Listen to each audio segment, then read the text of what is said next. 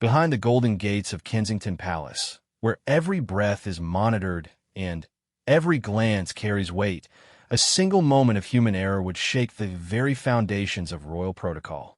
What happens when the most trusted guardians of the crown break the one unbreakable rule? When duty collides with desire, and centuries of tradition hang in the balance over a choice made in mere seconds. This is not just another royal scandal. This is the story of how one guard's split-second decision would expose the invisible threads that hold the monarchy together, challenge the Prince of Wales like never before, and reveal just how far Catherine's influence truly reaches within the palace walls. Sometimes the biggest earthquakes start with the smallest cracks. And in the world of royalty, even the most loyal servants can find themselves on the wrong side of a line they never knew existed. The morning sun cast long shadows across the pristine grounds of Kensington Palace as Detective Sergeant Marcus Thompson adjusted his earpiece for the third time in 10 minutes.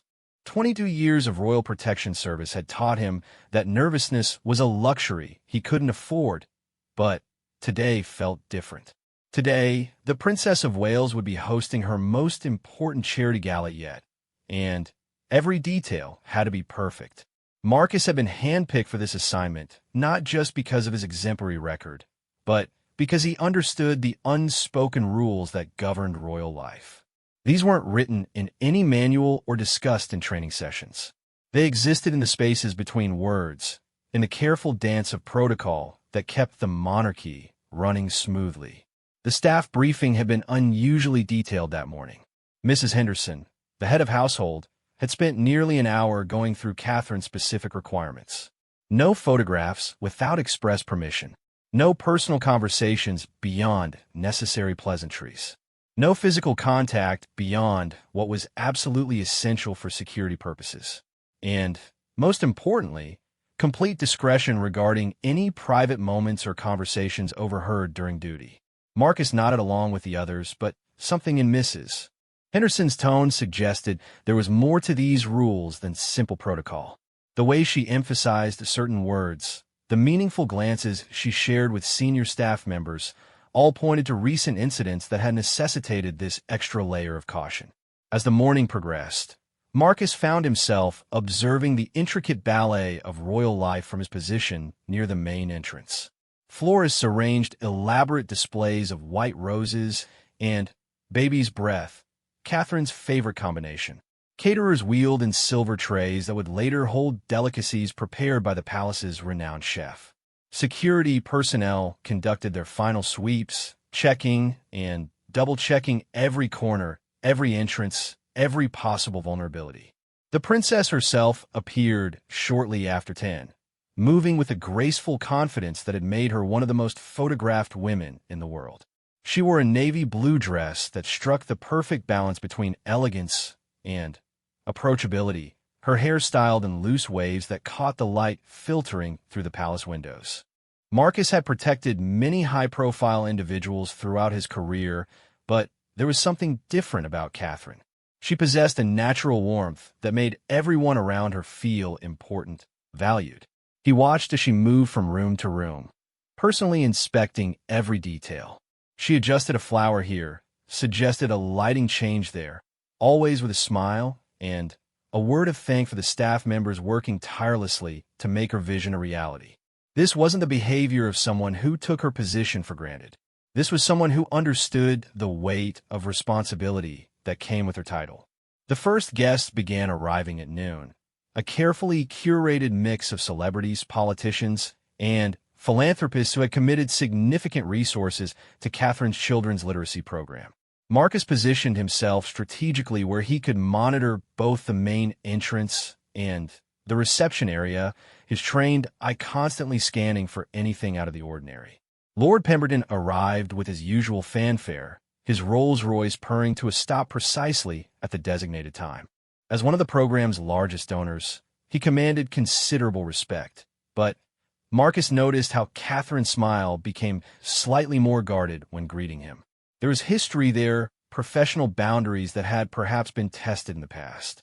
The next few hours passed in a blur of introductions, speeches, and carefully choreographed photo opportunities. Marcus found himself admiring Catherine's skill at managing it all. She remembered names, referenced previous conversations, and made each guest feel like they were the most important person in the room. It was a masterclass in royal diplomacy. But it was during the afternoon break, when most guests had moved to the garden for refreshments, that the first crack in the perfect facade appeared.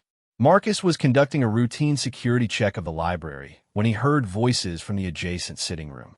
Catherine was speaking with Lord Pemberton, and while their conversation started professionally, the tone gradually shifted to something more personal. "Your Royal Highness surely understands that my support comes with certain expectations." Pemberton's voice carried a subtle edge that made Marcus pause. "Lord Pemberton, I appreciate your generosity, but I've made my position clear regarding any arrangements beyond our charitable partnership." Catherine's response was measured but firm. Marcus knew he should move on, continue his security rounds, but something in the exchange made his protective instincts flare. Pemberton's next words confirmed his concerns. "Perhaps we could discuss this more privately, away from all these formalities." The silence that followed was heavy with tension. Marcus found himself stepping closer to the doorway, his hand instinctively moving toward his radio. This was exactly the kind of situation his training had prepared him for, where the line between protection and diplomacy became razor-thin. Catherine's voice, when it came, was ice-cold professional. "I think there's been a misunderstanding. My commitment is to the cause, nothing more. Perhaps we should return to our guests." But Pemberton wasn't finished. "Come now, Catherine. We both know how these things work. A little flexibility goes a long way in securing long-term support." Marcus heard movement, the rustle of fabric, and the unmistakable sound of someone stepping closer to someone else. His training kicked in automatically. Any perceived threat to the princess required immediate assessment and potential intervention. He stepped into the doorway just as Pemberton reached out to touch Catherine's arm, a gesture that crossed every line of appropriate behavior with a member of the royal family. The princess had stepped back, her face a mask of controlled displeasure, but Pemberton was persistent. "Sir, I need to ask you to step back," Marcus said firmly, his voice carrying the authority of his position. Pemberton whirled around, his face flushing with anger and embarrassment.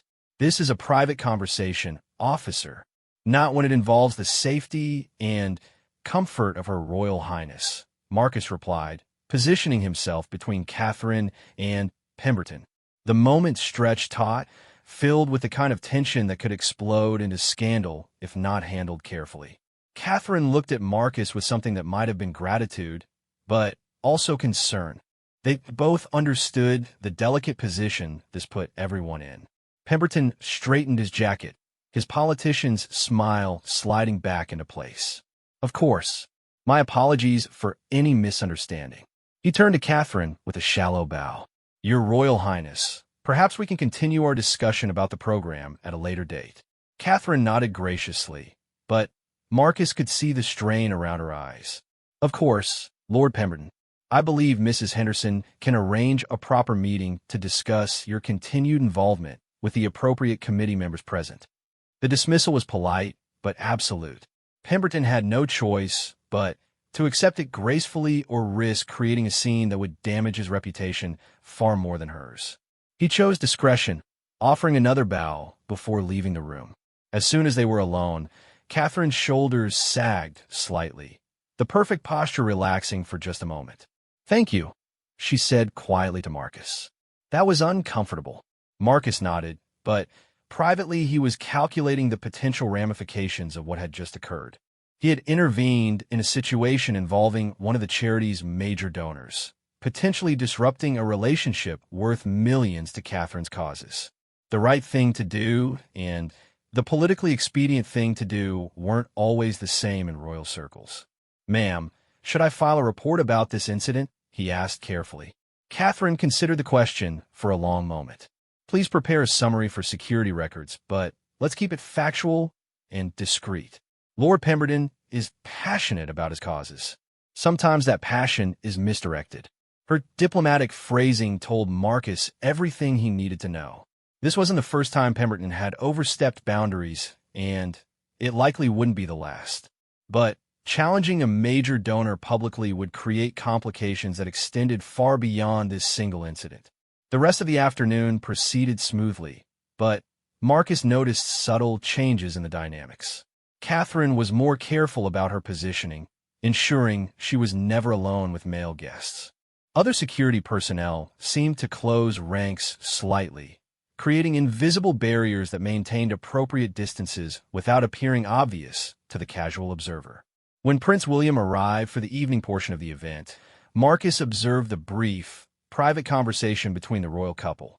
Catherine's subtle gestures and William's increasingly serious expression suggested she was sharing details of the Pemberton incident.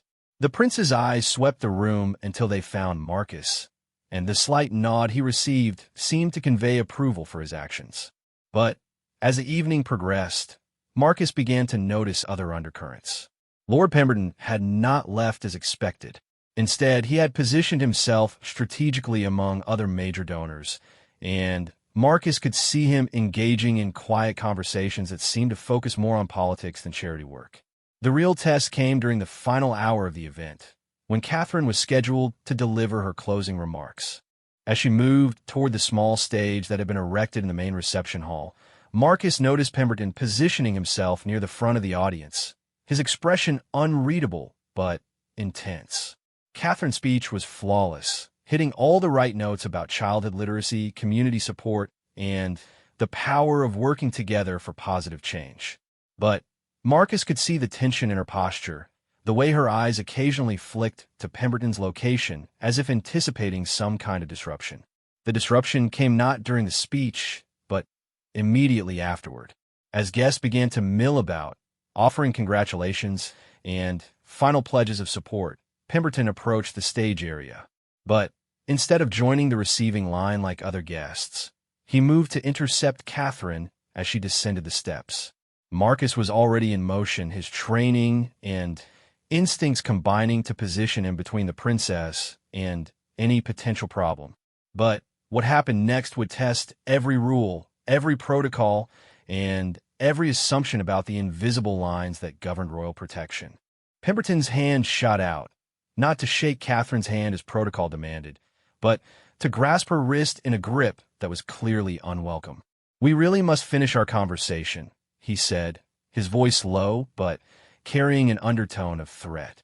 Catherine's training in handling difficult situations was evident in her response. She didn't jerk away, which might have caused a scene, but her voice carried absolute authority. "Lord Pemberton, please release me immediately." But Marcus saw what others in the crowded room might have missed. Pemberton's grip tightened instead of loosening, and his other hand moved as if to guide Catherine away from the crowd. This was no longer an awkward social moment. This was a situation requiring immediate intervention. Without hesitation, Marcus stepped forward and placed his hand firmly on Pemberton's wrist. "Sir, you need to let go of Her Royal Highness right now." The physical contact was minimal, professional, but the message was unmistakable. Pemberton found himself facing a choice: escalate the situation into a public confrontation with royal security, or back down and hope to salvage what remained of his dignity.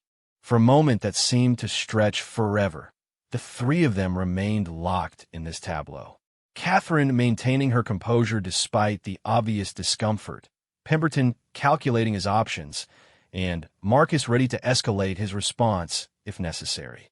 Finally, Pemberton released Catherine's wrist and stepped back, his face a mask of forced civility. "My apologies. I simply wanted to ensure Her Royal Highness understood the importance of maintaining strong partnerships." Catherine rubbed her wrist discreetly, the red marks from Pemberton's grip visible for just a moment before her sleeves covered them. "I understand perfectly, Lord Pemberton. I'm sure Mrs. Henderson will be in touch to schedule appropriate follow-up meetings." The dismissal was final, and this time Pemberton had no choice but to accept it. He offered a stiff bow and moved toward the exit, but Marcus could see him pause to speak with other guests along the way.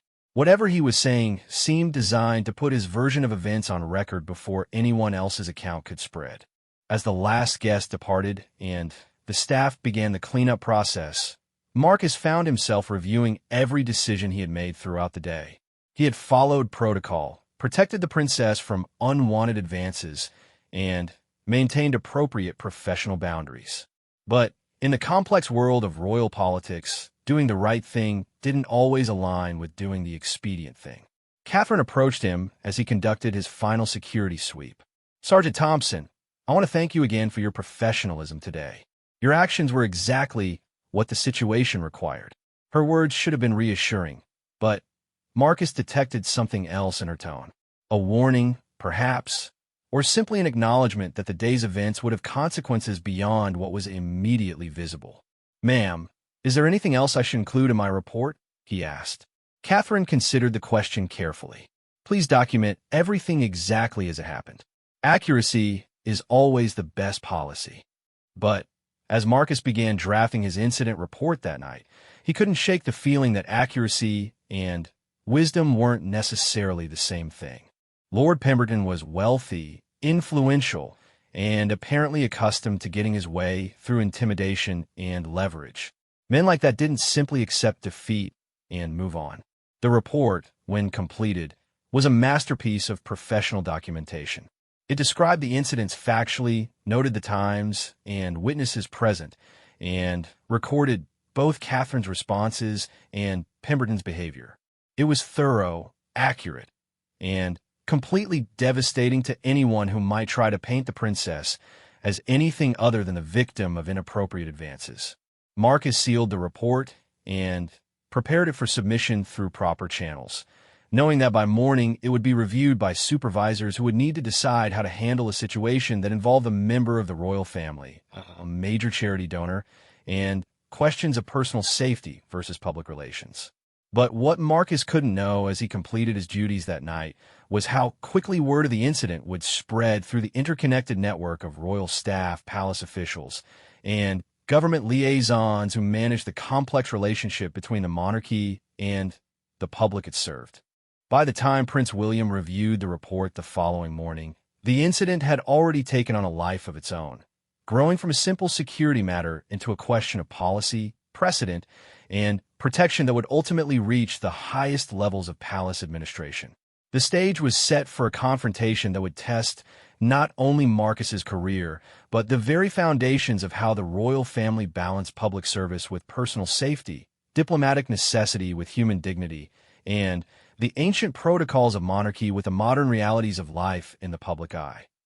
The morning after the charity gala dawned gray and drizzling, matching the mood that had settled over Kensington Palace like a heavy blanket. Marcus Thompson arrived for his shift 30 minutes early, as was his habit, but found the usual rhythms of palace life already disrupted by urgent conversations and hastily arranged meetings. Mrs. Henderson intercepted him before he could reach the security office, her normally composed demeanor showing cracks of stress. "Sergeant Thompson, you're needed in conference room B immediately. Don't stop to change or check messages." The walk through the palace corridors felt longer than usual, each step echoing off walls that had witnessed centuries of royal crises and triumphs. Marcus had been through internal reviews before, standard procedure after any incident involving direct intervention with a member of the public. But the tight expressions on staff members' faces and the presence of unfamiliar officials suggested this review would be anything but standard. Conference room B was dominated by a mahogany table that could seat 20 people, but only 5 chairs were occupied this morning. At the head sat Sir Edmund Hartwell, the Prince of Wales's private secretary, a man whose diplomatic career had survived 3 decades of royal scandals and political upheavals. To his right sat Commander Patricia Wells, head of royal protection, whose reputation for ruthless efficiency was matched only by her absolute loyalty to the family she served. The other 3 occupants were less familiar, but no less intimidating.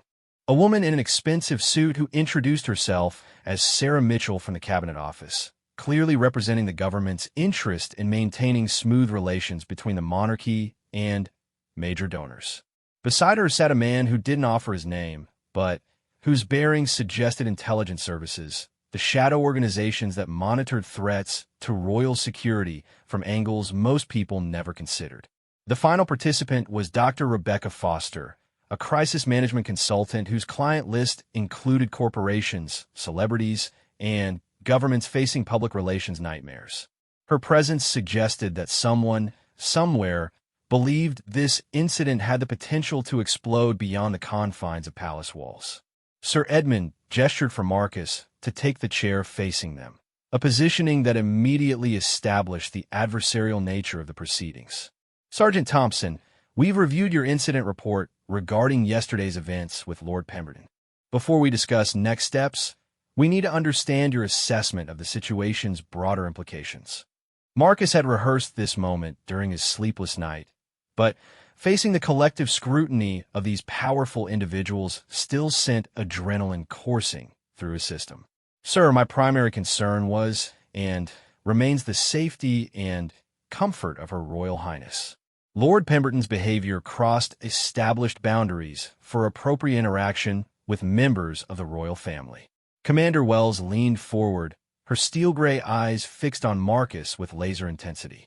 The boundaries you reference, Sergeant, are they explicitly outlined in your training materials, or are they your personal interpretation of appropriate protocol? The question was a trap, Marcus realized.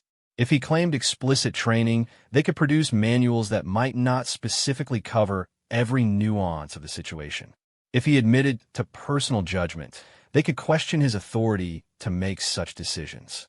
Ma'am, royal protection training emphasizes the principle that any unwanted physical contact or persistent advances toward a royal family member require intervention. The specific tactics are left to the officer's discretion based on threat assessment. Sarah Mitchell consulted her tablet before speaking. Lord Pemberton has contacted his legal representatives. He claims your intervention was excessive and unprofessional, and he's suggesting that his future charitable contributions may be reconsidered as a result of yesterday's misunderstanding. The unnamed intelligence officer spoke for the first time, his voice carrying the flat authority of someone accustomed to dealing with information others prefer to keep hidden. Pemberton's charitable giving to royal causes totaled nearly £3 million last year. His withdrawal would impact multiple programs, including several championed personally by the Princess of Wales. Dr. Foster added her perspective with the dispassionate analysis of someone who made her living managing disasters. From a public relations standpoint, any suggestion that royal security is heavy-handed with donors could discourage other major contributors. The monarchy's charitable work depends on maintaining relationships with individuals who have the resources to support significant causes. Marcus felt the walls closing in around him, but his training had prepared him for pressure situations. With respect, yesterday's intervention prevented a situation that could have escalated into something far more damaging to the royal family's reputation. Lord Pemberton's behavior was inappropriate and potentially threatening. Sir Edmund's expression remained carefully neutral. The challenge, Sergeant, is that your interpretation of events differs significantly from Lord Pemberton's account. He describes a brief, friendly conversation that was interrupted by what he characterizes as aggressive security intervention. There were witnesses, Marcus said firmly.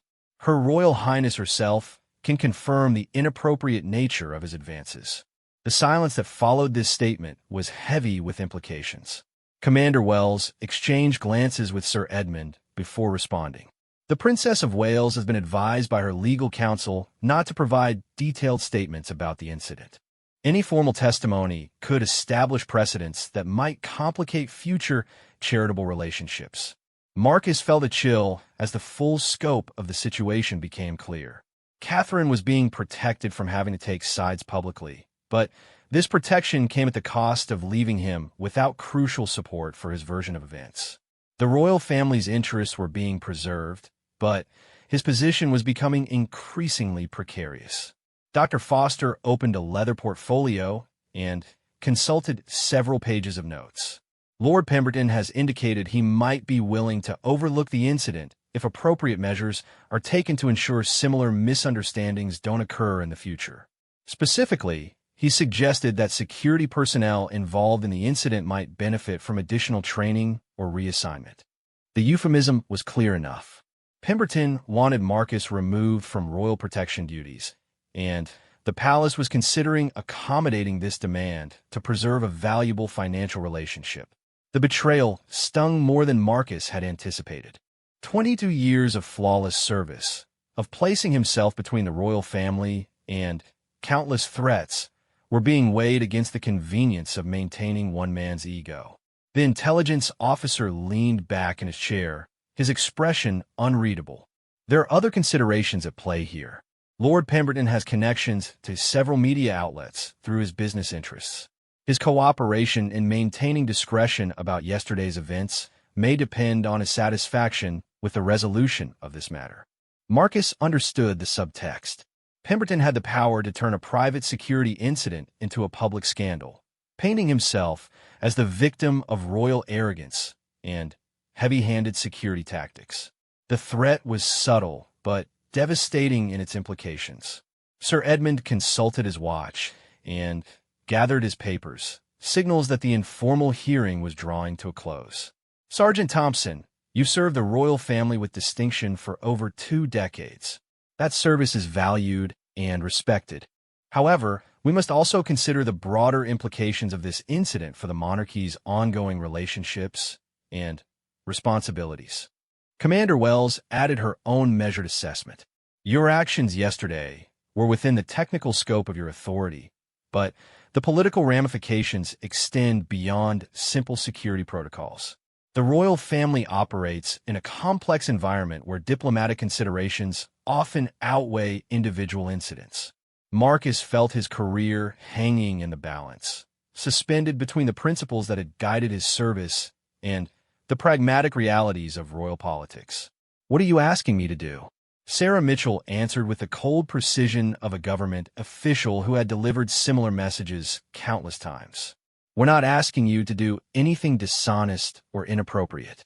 We're simply suggesting that your incident report might benefit from revision to emphasize the misunderstanding rather than confrontational aspects of the encounter.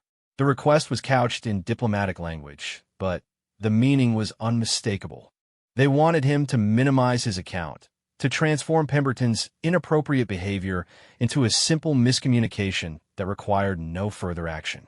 The integrity of his report, and by extension his professional credibility, was being sacrificed to maintain a charitable relationship. Dr. Foster added her own perspective with the clinical detachment of a crisis management expert. Security personnel at this level understand that protecting the royal family sometimes means protecting their interests rather than their persons. Yesterday's incident, while handled competently from a security standpoint, created complications that extend beyond immediate physical safety. Marcus looked around the table at faces that represented power, influence, and pragmatic calculation.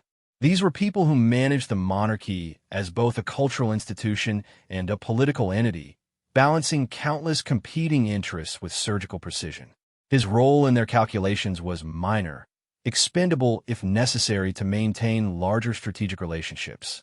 But, as he considered their request to revise his report, Marcus found himself thinking about Catherine's face when Pemberton had grabbed her wrist, the momentary flash of genuine fear before her training reasserted control. He thought about the red marks on her skin, quickly hidden but clearly visible to anyone paying attention. He thought about the principle that had guided his entire career, the absolute priority of protecting those entrusted to his care. I need time to consider your suggestions, Marcus said carefully. Sir Edmund nodded with the satisfaction of someone who believed the outcome was predetermined. Of course. Take until tomorrow morning. We'll reconvene then to finalize the matter. As Marcus left conference room B, the weight of the decision pressed down on him like a physical force. The corridors of Kensington Palace, which had felt like home for so many years, now seemed alien and threatening. Staff members who would normally greet him with friendly nods seemed to avoid eye contact, as if his professional crisis might be contagious. The security office provided no refuge. His colleagues treated him with the careful neutrality reserved for someone whose fate hung in the balance, offering neither support nor condemnation, but maintaining careful distance from potential controversy. The isolation was complete and devastating. Marcus spent the afternoon reviewing palace protocols, searching for guidance that might support his position. But the manuals were deliberately vague on situations like this, preferring to leave tactical decisions to the judgment of experienced officers rather than rigid rules that might prove inadequate in complex scenarios. The breakthrough came not from official sources, but from an unexpected conversation with James Patterson, a maintenance supervisor who had worked at the palace for nearly 40 years.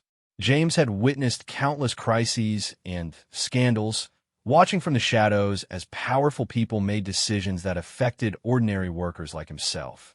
"You did the right thing yesterday," James said quietly as he passed Marcus in a service corridor. "I saw what happened, heard the way that man was talking to her. Someone needed to step in." The validation was meaningful, but James's next words carried even more significance. "There are others who saw it too. Mrs. Henderson, for one. She's been with the princess since the beginning, and she doesn't forget when someone looks out for her."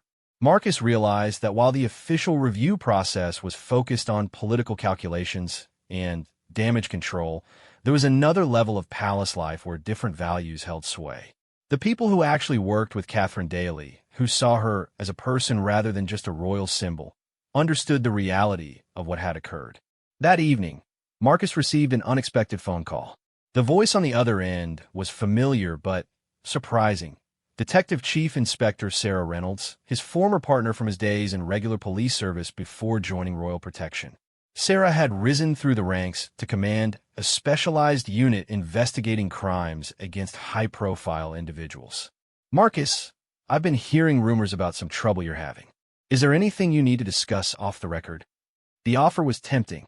Sarah represented a world where right and wrong were determined by law and evidence rather than political convenience. But accepting her help would mean stepping outside the closed system of royal service, potentially burning bridges that could never be rebuilt. "I appreciate the offer, Sarah, but this is something I need to handle through proper channels." "I understand. But, Marcus, if this situation escalates beyond internal review, if there are allegations of misconduct or cover-up, you need to know that there are options. The law applies equally to everyone, even people with titles and charitable foundations." The conversation ended with an exchange of promises to stay in touch, but Marcus understood the subtext.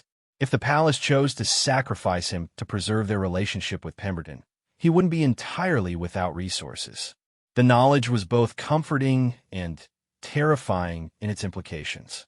The next morning brought an unexpected development.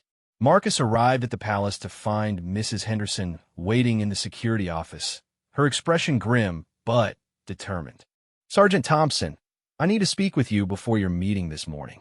They walked to a small office used for private consultations, and Mrs. Henderson closed the door carefully before speaking. "I've been with Her Royal Highness for 8 years, and I've seen how she handles difficult situations. Yesterday wasn't the first time Lord Pemberton has overstepped boundaries." Marcus felt a surge of vindication, but Mrs. Henderson's next words tempered his relief. "The problem is that previous incidents were handled quietly, with warnings and increased supervision. Yesterday's intervention, while necessary, has forced the issue into the open in a way that's difficult to manage discreetly." She paused, choosing her words carefully. "Her Royal Highness asked me to convey her appreciation for your professionalism. She also wanted you to know that whatever decision you make about your report, she supports your right to tell the truth as you experienced it." The message was both supportive and devastating. Catherine was backing his version of events, but in a way that wouldn't protect him from the political consequences of standing firm. She was offering moral support while acknowledging that practical support might be impossible given the larger forces at play. Mrs. Henderson gathered her things to leave, but paused at the door. The royal family has survived for centuries by adapting to circumstances while maintaining core principles. Sometimes those principles require difficult choices from the people who serve them. As Marcus prepared for his final meeting with the review panel, he understood that he faced a choice that would define not only the remainder of his career, but his own sense of integrity and purpose. The palace was offering him a face-saving compromise: revise his report to minimize the incident, accept a lateral transfer to a less visible position, and preserve his pension and benefits while removing himself from the immediate controversy. The alternative was to maintain his original account, face potential disciplinary action or dismissal, and risk being portrayed as an insubordinate officer who had damaged important charitable relationships through excessive force and poor judgment. But as Marcus walked through the palace corridors one more time, he thought about the oath he had taken when he first joined Royal Protection Service. The words spoke of duty, loyalty, and absolute commitment to the safety and dignity of those entrusted to his care. They said nothing about political convenience or charitable fundraising considerations. The meeting room was arranged exactly as it had been the day before, with the same faces representing the same interests. But Marcus entered with a clarity of purpose that had been absent during his first appearance. He had made his decision, and now he would live with the consequences, whatever they might be. Marcus Thompson sat in the same chair as the day before, but everything else had changed. The atmosphere in conference room crackled with tension that hadn't been present during the initial review. Additional participants had joined the panel overnight, their presence indicating that the incident had escalated far beyond a simple security matter. At the far end of the table sat Prince William himself, his jaw set in a way that suggested barely contained anger. The Prince of Wales rarely involved himself directly in security reviews, preferring to let his staff handle such matters through established channels. His presence meant that someone had pushed this situation beyond the boundaries of normal palace politics. Sir Edmund Hartwell looked distinctly uncomfortable as he shuffled through papers that seemed to multiply before his eyes. The neat resolution he had envisioned the day before was clearly no longer viable, replaced by complications that threatened to engulf multiple levels of royal administration. Commander Wells maintained her professional composure, but Marcus could see new lines of stress around her eyes. As head of royal protection, she was caught between supporting her officers' actions and managing the political fallout that threatened to undermine her department's carefully maintained relationships with government liaisons. The government representatives looked equally strained. Sarah Mitchell consulted her phone repeatedly, apparently receiving updates from superiors who were monitoring the situation with growing alarm.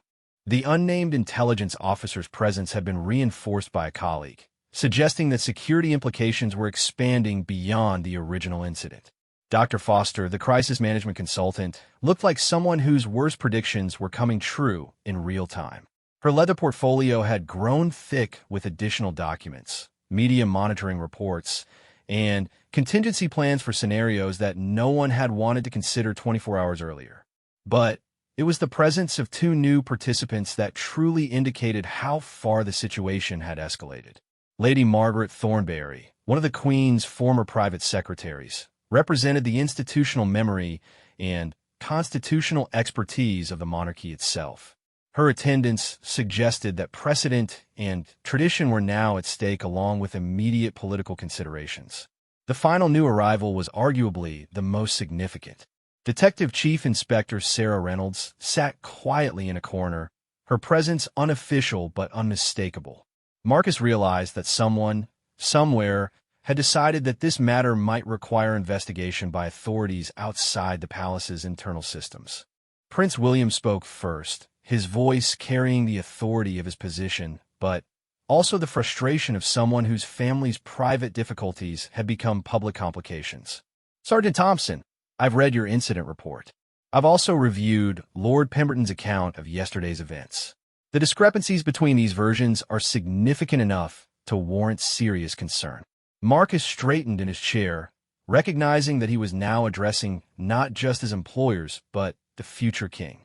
Your Royal Highness, my report accurately reflects what I observed and the actions I took to ensure the Princess of Wales's safety and comfort. The prince nodded grimly. I don't doubt your sincerity, Sergeant. The question is how we address a situation where a major donor is threatening to withdraw support from charitable programs that serve thousands of children unless what he terms appropriate action is taken regarding your conduct. Sir Edmund cleared his throat nervously. Your Royal Highness, Lord Pemberton's representatives contacted us late yesterday evening. They've indicated that public statements may be necessary if this matter isn't resolved to their client's satisfaction. The threat was now explicit. Pemberton was prepared to take his version of events public, painting himself as a victim of royal arrogance and heavy-handed security tactics. The damage to the monarchy's reputation could be substantial, particularly if other major donors began questioning their own relationships with royal charities. Commander Wells addressed the prince directly. "Sir, Sergeant Thompson's actions were within established protocols for protecting members of the royal family from unwanted advances or inappropriate behavior. However, the political ramifications of this incident extend beyond standard security considerations." Lady Margaret Thornberry spoke for the first time, her voice carrying decades of experience managing royal crises. "The constitutional position is clear. The monarchy must maintain its dignity while also preserving the relationships that enable its charitable and ceremonial functions. These two imperatives don't always align, requiring careful balancing of competing interests." Dr. Foster consulted her reports before adding her analysis. "Media monitoring indicates that rumors about yesterday's incident are already circulating in certain social media circles. Lord Pemberton's business associates and social connections represent significant influence in both traditional and digital media platforms."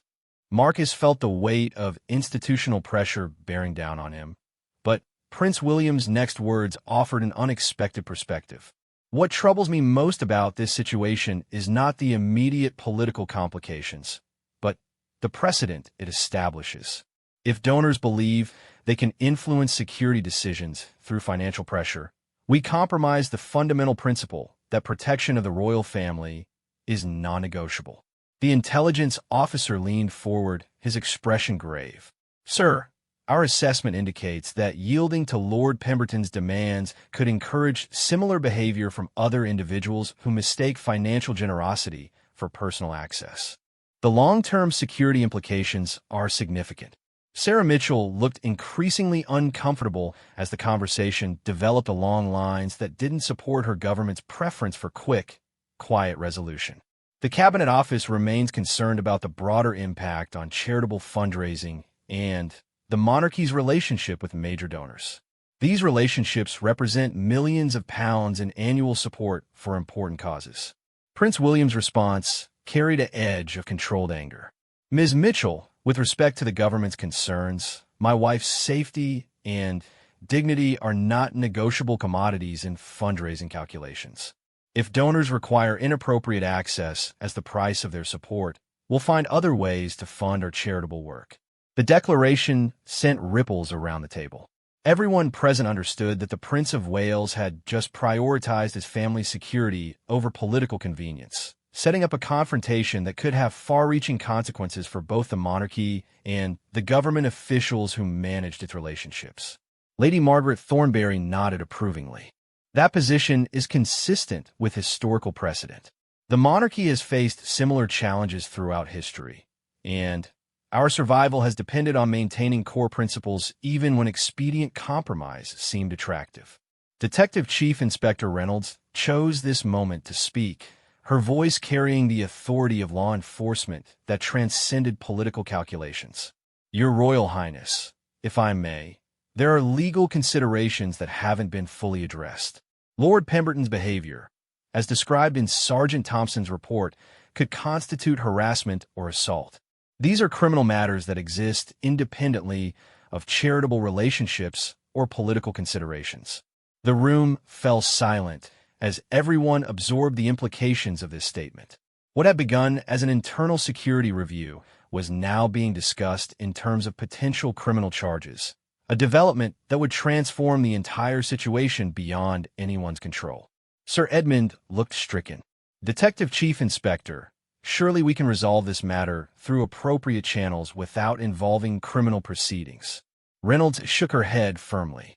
"Sir, if a crime has been committed against a member of the royal family, the police have both the authority and the obligation to investigate, regardless of the victim's desire to avoid publicity. The Crown Prosecution Service makes charging decisions based on evidence and public interest, not political convenience.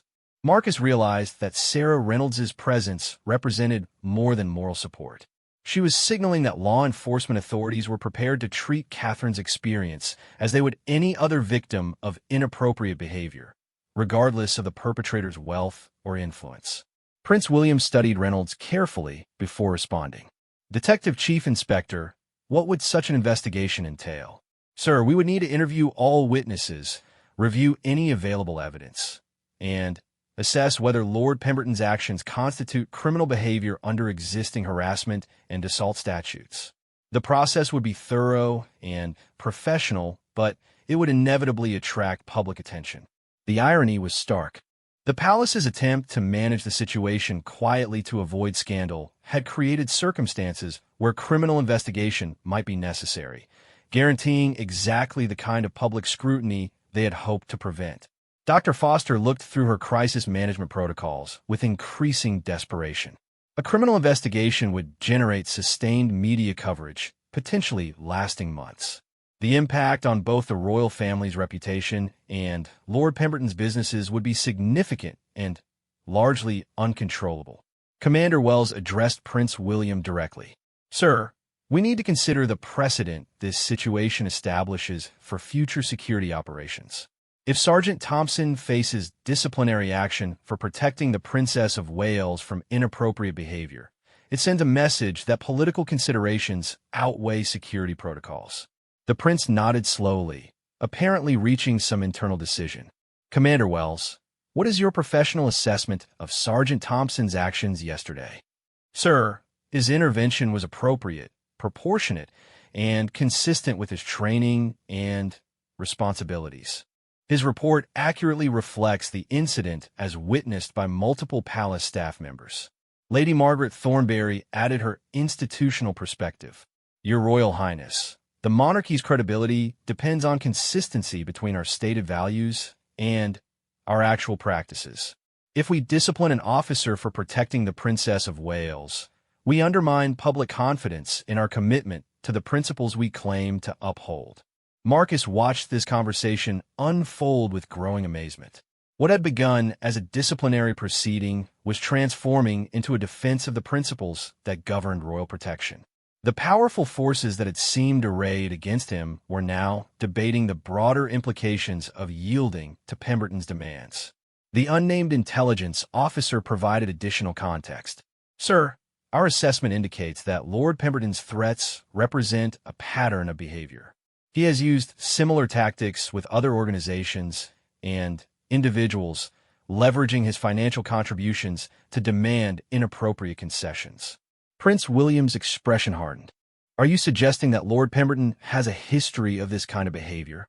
Sir, our sources indicate multiple instances where his charitable giving has been accompanied by demands for personal access or influence that exceed normal donor relationships.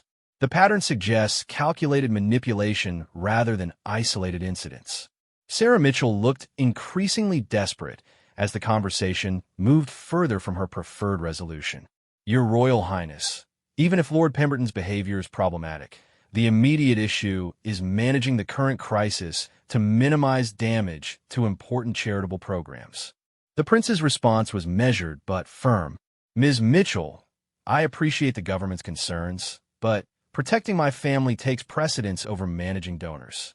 If Lord Pemberton wants to withdraw his support because we won't tolerate inappropriate behavior that reflects his priorities, not ours. Dr. Foster made one final attempt to steer toward damage control.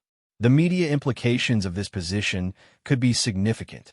Lord Pemberton has resources and connections that could generate substantial negative coverage.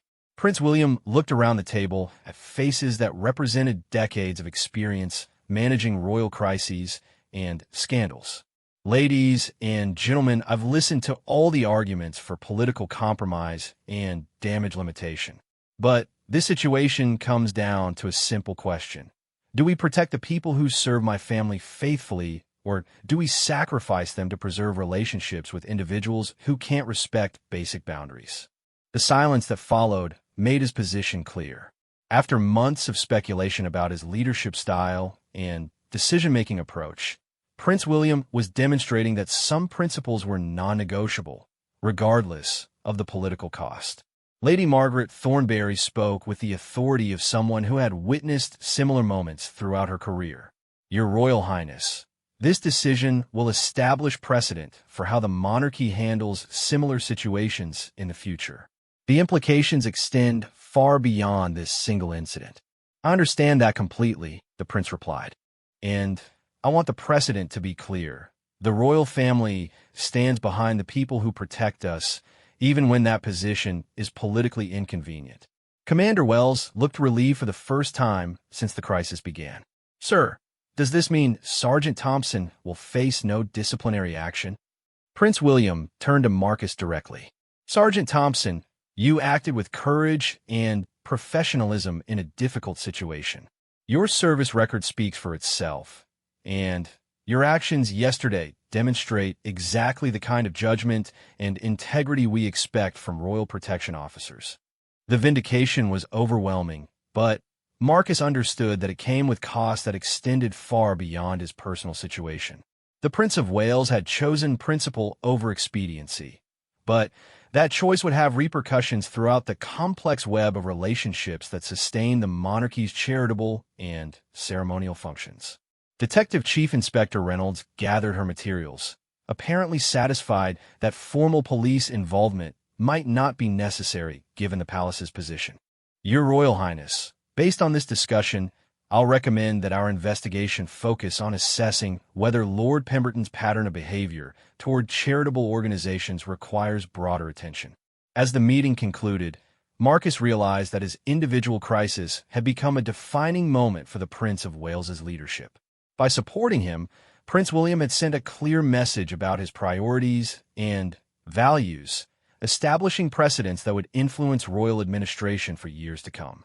But as the various participants filed out of Conference Room B, the looming question remained. What would Lord Pemberton's response be to this royal rejection of his demands? And how far would he go to extract revenge for his public humiliation?